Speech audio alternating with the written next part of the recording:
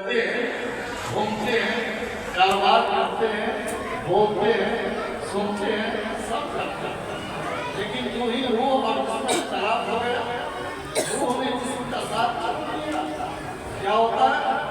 सब कुछ है लेकिन हम कुछ कर नहीं पा रहे। तो गोया जिंदगी अगर ताकतवर बनानी है तो इत्तेहाद को अपनाइए। इत्तेहाद में वो ताकतें हैं कि बड़े से बड़े मसाइल को आसानी से हल किया जाता है, और इख्तिलाफ वो बुरा अमल है कि इख्तिलाफ अगर हो जाए तो छोटा अमल भी मुश्किल हो जाता है। इसलिए हमारा मुत्तहदा जिंदगी गुजारने का अज़्म रखें और साथ ही साथ एक पानी उठने सुखाने का जो सिस्टम है, मैं कमेटी से भी और आप लोगों से एक निवेदन करूँगा, गुजारिश करूँगा, एक अलग अलग बोतल उठाने से बेहतर ये है जैसे कि और जनरल साहब ने कहा टंकी में भिजवा दें, तो टंकी में भिजवाने की जरूरत नहीं है, लेकिन कम से कम एक ग्राम जो फिल्टर पानी से भरा हो उसको फूंक दिया जाए और उसी से लोग अपना बोतल लेकर निकलते चले जाए। ये आसान हो जाए, इससे क्या होता है थकावट का समाप्त हो जाता है। हर आदमी की ये तमन्ना उसके अंदर पहले होगा इससे पहले करने मसीह की बेहतर हो जाती है। और याद रखिए हम मुसलमान अल्लाह की बारगाह में महबूब क्यों होते हैं?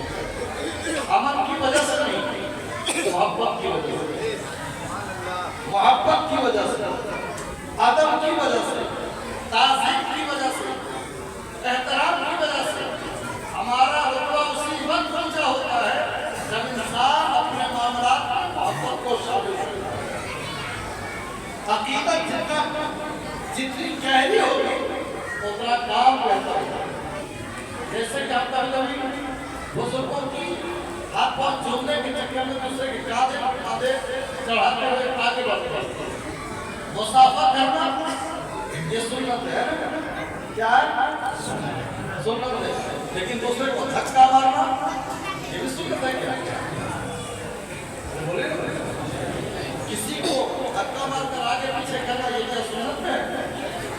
अगर हुक्म और अदब दो शामिल हो जाए, क्या हुक्म का भी मामला होगा और अदब का भी मामला होगा, तो हुक्म ये है जो हुक्म का इख्तियार किया जाए।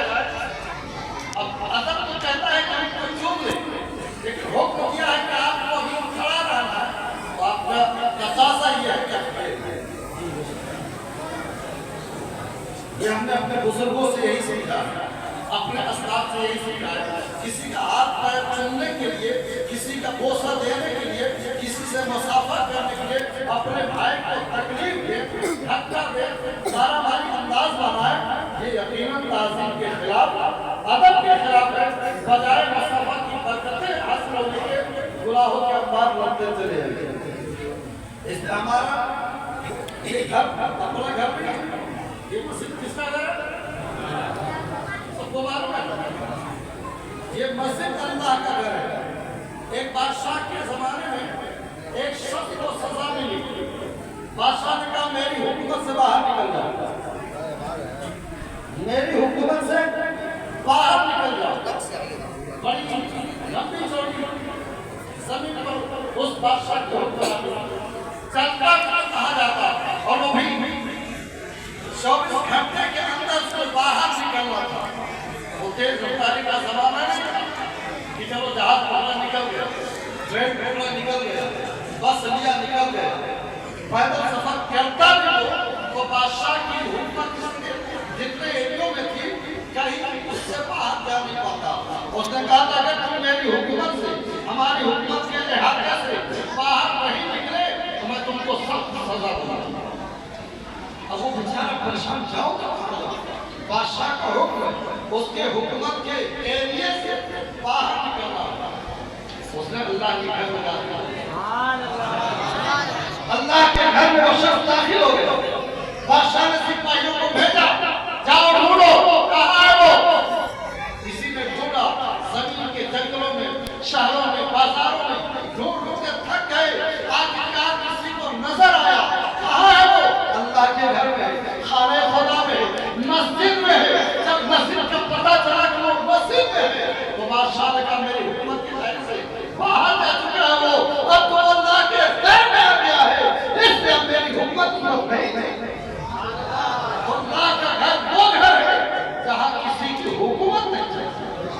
جہاں کسی کا پاوا نہیں چلتا، یہاں بس اللہ کا حکم چلنا چاہیے، اللہ کے فیصلے کو قبول کرنا چاہیے، اللہ کے فیصلے کی تعظیم ہونی چاہیے۔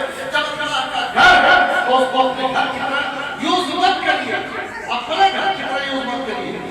اپنے گھر میں جیسے چاہے ویسے رہتے ہیں، لیکن اللہ کے گھر میں جب داخل ہوئے، اللہ کے گھر میں جب داخل ہو تو سب سے پہلے کیا پڑھتے ہیں؟ بولیے اللہم افتح لی ابواب رحمتی، اے اللہ مجھ پر اپنی رحمت کے دروازے کھول دے۔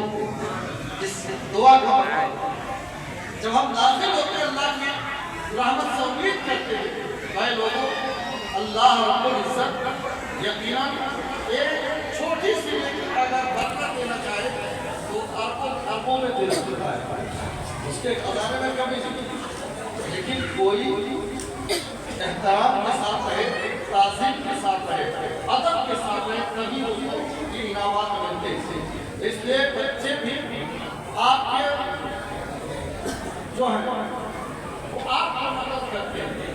ہم بچوں کو دوستی نہیں مانتے، سب سے بڑے جرم ہمارے ہیں جب ہم نے اپنے بچوں کو احترام سکھایا ہی نہیں، مسجد کا ادب نہیں بتایا، مسجد میں جاؤ تو کیسے جاؤ، جبکہ شریعت کا حکم کیا ہے کہ جب تمہارا بچہ 7 سال کا ہو جائے تو اسے پاکی ناپاکی سمجھا دو، نماز کے طور طریقے سکھا دو، ساتھ ہی ساتھ وضو کے طریقے سکھا دو، 7 برس کی عمر میں اس کو یہ سارے چیزیں سکھا دو، اور اس کے بعد اس کو نماز کے طریقے سکھاؤ۔ 10 سال کا جب ہو جائے تب اس کو نماز پڑھاؤ، اگر وہ نہ پڑھے تو نماز کر پڑھاؤ۔ لیکن ہم تو مارتے نہیں ہیں اپنے بچوں کو، کیوں؟ مارنے کی عادت ہے، ہم پڑھتے نہیں ہیں۔ جب ہم پڑھتے نہیں ہیں تو کیوں ماریں گے؟ قرآن کہتا ہے لمن تقولون ما لا تفعلون، تو وہ بات کیوں کہتے ہو جو کرتے نہیں؟ ایک بزرگ کی بارگاہ میں ایک بھیا گئی، بابا میرا بچہ چینی بہت پاتا ہے، تمہارا کریں گا۔ بابا نے کہا 3 دن بعد آئے، اللہ کے ولی نے کہا 3 دن بعد۔ 3 دن بعد وہ بھیا اپنے بچے کو لے کر آیا، بابا لے آیا، منع کر دیا۔ اس ولی نے اس بچے سے کہا بابا چینی مت کھائے گا، بڑھیا سے کہا لے جائے، کہا یہ جملہ اس دن تو بول سکتے، اتنا ہی کہنے 3 دن تک مجھے کیوں انتظار کرایا، اتنا ہی بات کہنے کے لیے 3 دن تک مجھے انتظار کیوں کرایا؟ کہا اس تک چینی میں خود کھاتا تھا، چینی میں خود کھاتا تھا، میں کیسے اس کو روک رہا؟ اس لیے میں نے کھانا چھوڑا، پھر اس کو کہا کہ تو بتانا یہ ہے کہ ہمارے بڑے اگر مسجدوں کا احترام کرنے کی عادت ڈالیں، یہ بچے بھی تعظیم کرنے والے ہوتے ہیں۔ لیکن کیا کیجیے، بیماریاں لگی ہیں، یہ کینسر جیسا مرض پکڑ چکا ہے، ہر چیز میں وہ حل کرنے کی عادت ہو چکی ہے۔ مسجد کا احترام لازم ہے، ایمانی فریضہ ہے۔ مسجد میں جب بھی آؤ یہ تصور کرو جب اللہ کے گھر میں جا رہے ہیں، باپ کے گھر میں نہیں جا رہے ہیں، سسرال نہیں جا رہے ہیں، کسی کے گھر نہیں جا رہے ہیں، بلکہ اللہ کے گھر میں جا رہے ہیں۔ اللہ کے گھر کا احترام ہر صورت میں ضروری ہے، جتنا احترام کرو گے اچھا لوگ پروفائل ہوگا۔ بات کرنے لگے بات کیجیے گا، لیکن بولنا ضروری ہے، اس لیے یہ لازمی بات ہے جو زندگی کے روز مرہ کے معاملات ہیں۔ میں اکثر سنتا ہوں ایسی بھی لڑائی ہوتی رہتی ہے، جب تک میں ٹھیک نہیں ہوتا تب تک بحث بازی ہوتی ہے، کوئی پنکھا چلاؤ، یہ ایسی بند کرو تو کوئی یہ کرو، کوئی وہ کیا سمجھ رہا آپ مسجد کے احترام کو آپ جن آسان سے بولا دیا۔ مسجد میں جب آئے تو ایسی ٹینشن کیوں لے کر آئے؟ پنکھے کا ٹینشن کیوں؟ اللہ کی عبادت کرنے آئے، جیسے کہ ہوا کھانے جب پنکھے میں ہوا کھلوانے آئے، یہ سب بیماری کیوں آپ میں؟ کوئی اگر چلا بھی دے تو حرج کیا ہے؟